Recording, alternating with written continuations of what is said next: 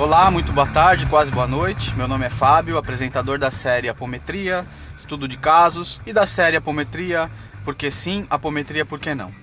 Voltamos com a nossa série então, Apometria, estudo de casos, com mais um case sobre as tratativas com a ferramenta apométrica e suas variantes. E nós vamos então discutir hoje um case de sucesso, de certa forma, pois serviu de esclarecimento para consulente.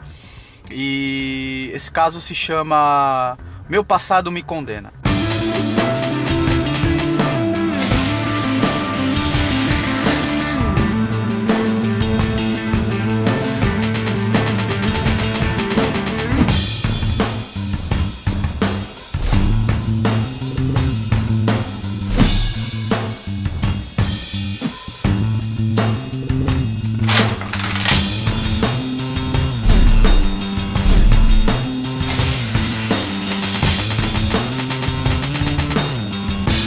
Temos um caso interessante aqui, consulente, 24 anos, passando então pelo procedimento tradicional do grupo, buscou a inscrição ao grupo, agendado a data de atendimento, ela chega à sua data de atendimento, passa por ficha de anamnese, o grupo se prepara, faz toda a preparação de campo de força, a preparação dos médiuns e assim por diante. O consulente é chamada à mesa apométrica para ser atendida.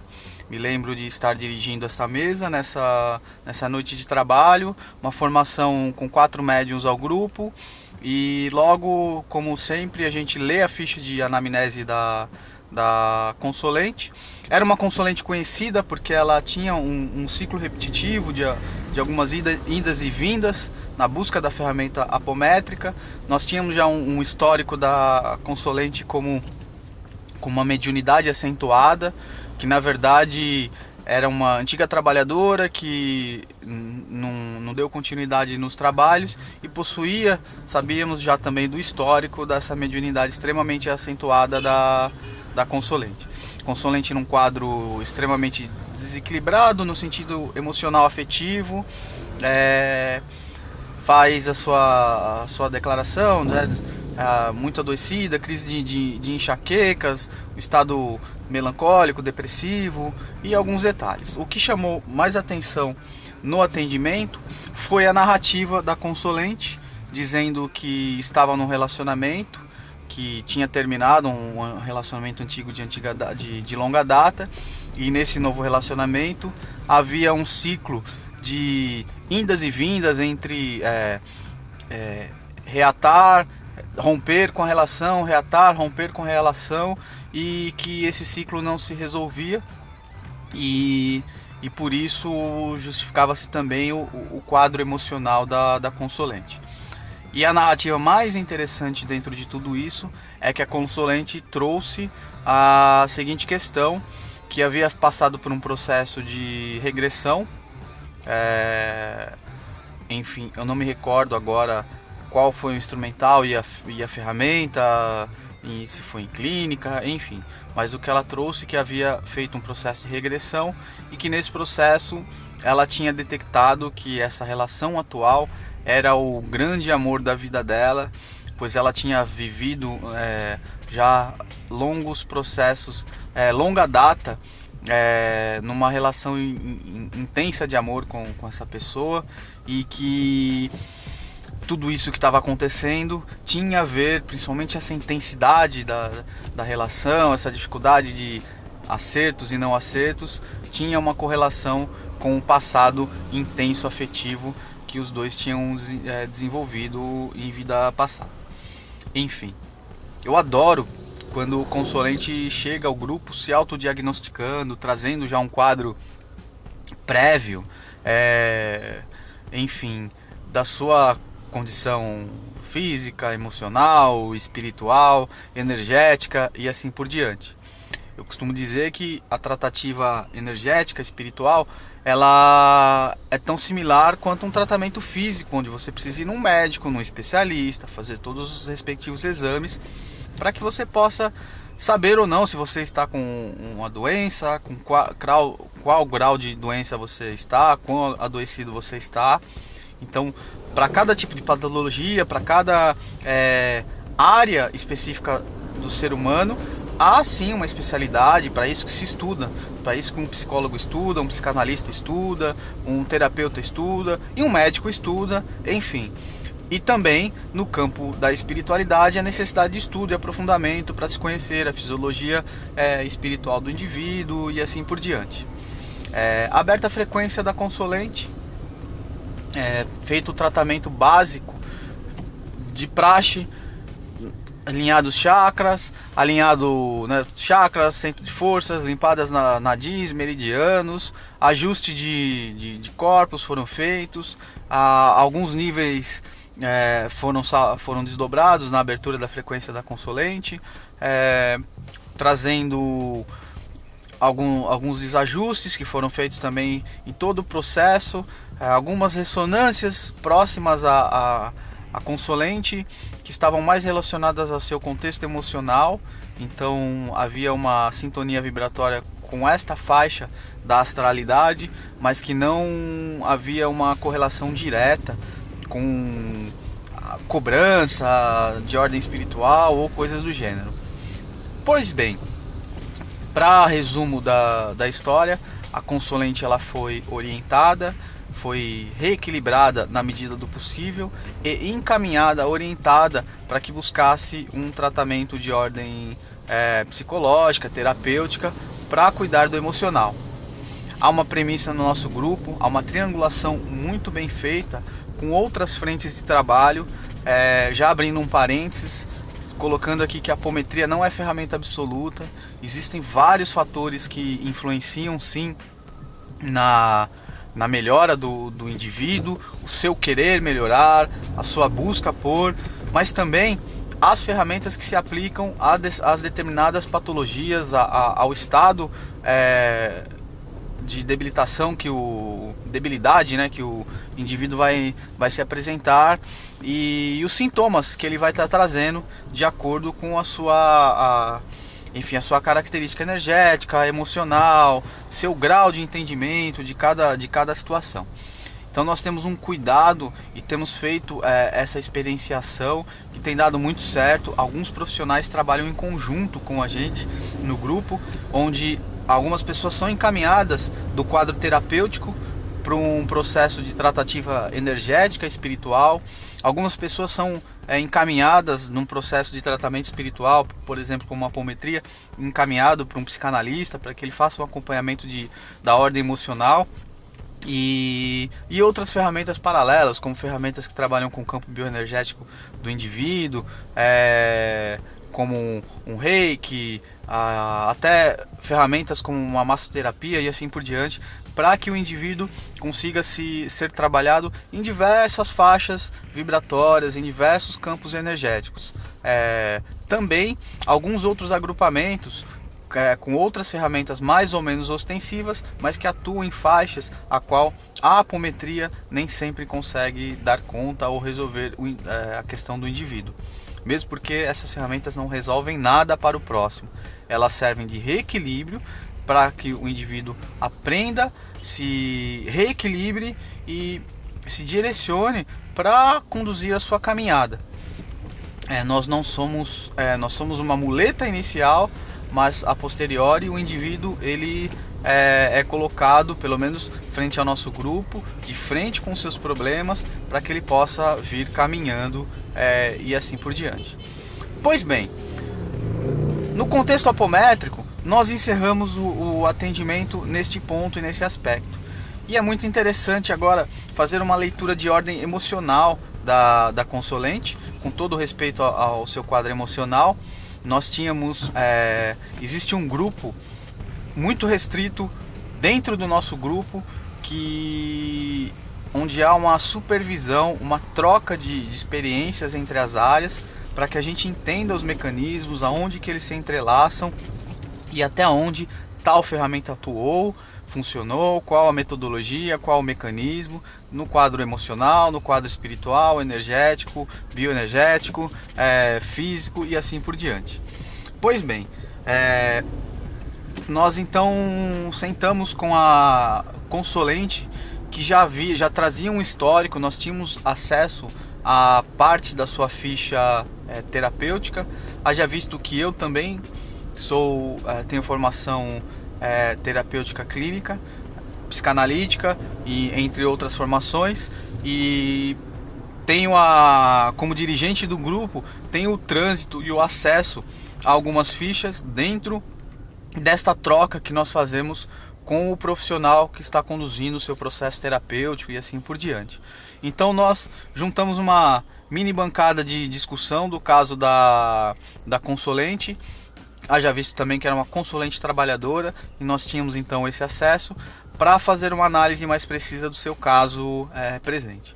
Bastante interessante que o quadro emocional, o histórico da consulente era o seguinte: consulente com superego extremamente rígido, houve uma criação extremamente rígida e castradora, haja visto que a consulente era uma menina nova, teve uma criação feita pela mãe e pela avó, que imprimiu várias questões de rigidez no campo da sexualidade, no campo do seu contexto de vida. Então nós tínhamos uma característica desta consulente com o seu lado emocional, afetivo e principalmente o campo sexual extremamente castrado.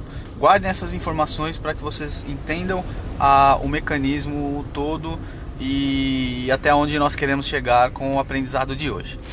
Pois bem, consulente namorou durante uns 3 anos, um namoro que se iniciou lá na sua pré-adolescência e veio por finalizar após aproximadamente 3 anos com um rapaz a qual estava quase noiva, preparando-se para casar, enfim. E essa segunda relação, que era a segunda relação da vida dela, a qual ela colocava-se como um relacionamento com um rapaz que vinha de um quadro pós-vida, né? Um quadro de outras vidas, ou melhor dizendo, por isso de uma grande intensidade. Na verdade, ela se iniciou num processo de traição. A garota, sem força para terminar com a antiga relação, se envolveu com esse segundo rapaz e após isso começou a sair com esse rapaz e a posteriori rompeu com o seu namoro de 3 anos, levando por longa data essa relação nova. E foi uma relação extremamente intensa, principalmente no campo da sexualidade, coisa que não era desenvolvida com tanta intensidade na relação anterior. Haja visto que a menina era muito nova e esse quadro de castração não corroborou muito para que a menina tivesse um bom desempenho no campo da sexualidade. Pois bem, entendam o caminho emocional que a menina trouxe para nós. Para justificar, pensem num superego extremamente castrador.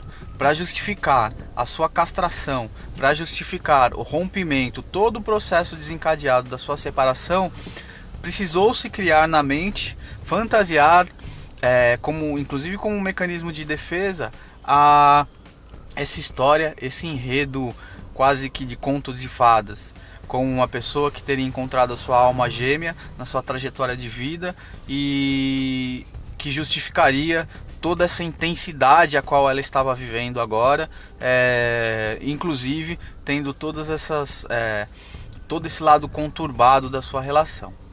Entendam como muitas das vezes, e foi comprovado, a gente finaliza aqui o contexto todo quando nós abrimos a frequência da consulente e não foi apontado para nós nenhuma ligação de passado com essa sua nova relação. Na verdade, o nó emocional, todo o start do desequilíbrio emocional que a menina estava passando tem mais a ver com o contexto da sua criação castrada, de algumas dificuldades de autoaceitação e a culpa que inconscientemente a menina trazia devido de como foi desencadeado o processo dessa nova relação. Pois bem, é bastante interessante aqui a gente abrir um outro parênteses que eu costumo chamar muita atenção e utilizar alguns exemplos, trazer alguns alertas durante o curso, os treinamentos de apometria. É muito comum as pessoas que passam por processo de regressão, TVP e assim por diante, com todo respeito aos profissionais que trabalham com esta ferramenta, pois existem profissionais sérios, como todas as áreas, existem pessoas sérias e não sérias, bem habilitadas e mal habilitadas, pessoas que trabalham seguras daquilo que estão fazendo e pessoas que não trabalham seguras daquilo que estão fazendo, bem intencionadas e mal intencionadas. Pois bem, eu não digo que a grande porcentagem desses casos não são pessoas mal intencionadas, mas é muito comum no processo de regressão TVP, pessoas que chegam ao contexto espírita, espiritualista, sempre com um grande enredo, que muitas das vezes ele esbarra numa dúvida ou numa fantasia. As pessoas normalmente são reis, rainhas, grandes prostitutas, grandes líderes, grandes guerreiros, sempre grandes figuras marcantes da história, do contexto de vida.